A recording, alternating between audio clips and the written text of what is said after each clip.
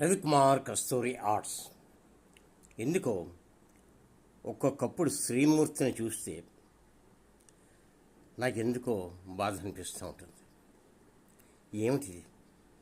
తను జన్మ ఎత్తింది, అందరితో సమానంగానే ఉండాలనే కోరుకుంటుంది. కానీ నేను చెప్పేది కొన్ని కుటుంబాల గురించే చెప్తున్నాను, అన్ని కుటుంబాల గురించి కాదు. అయితే ఉద్యోగం చేస్తున్నప్పటికీ, తన సంపాదన తను తెచ్చుకుంటున్నప్పటికీ ఏమిటో తెలియని తక్కువతనం. ఒక్కొక్కసారి నేను విన్న మాటలు ఆ స్త్రీమూర్తి ఎంత బాధపడిందో చెప్పలేము.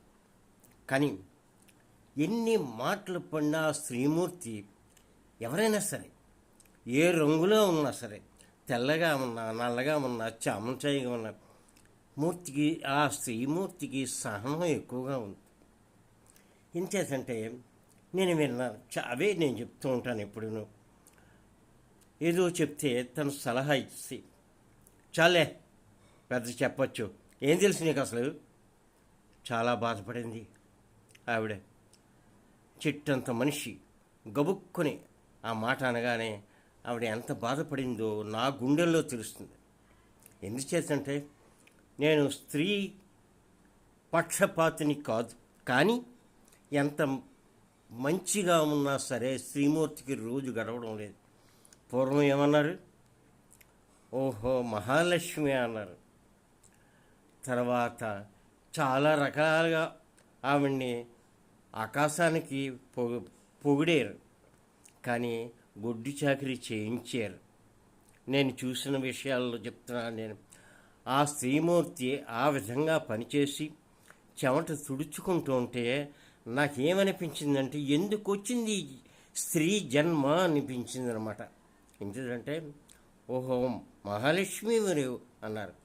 శుభ్రంగా అన్ని పనులు చేయించేవారు. అందరూ కాలు మీద కాలు వేసి కూర్చొని ఆ ఒక్క ఆవిడతోటి కోడలు, అత్తగారు, అందరూ, అత్తగారైనా శ్రీమూర్తే, కోడలైనా శ్రీమూర్తే, తల్లైనా శ్రీమూర్తే, చెల్లైనా అక్కైనా ఎవరైనా శ్రీమూర్తే. ఇంతమంది కూడా సహనంగా నిలబడ్డారు. అందరూ మాటలు పడ్డారు. ఒకళ్ళు నేను చెప్పడం లేదు, అందరూ కూడా మాటలు పడి బ్రతికి. అయితే అన్ని కుటుంబాల గురించి నేను చెప్పడం లేదు. కొన్ని కుటుంబాలు నేను చూసినవి మాత్రం చాలా బాధాకరంగా అనిపించి, సరే భగవంతుడు ఉన్నాడని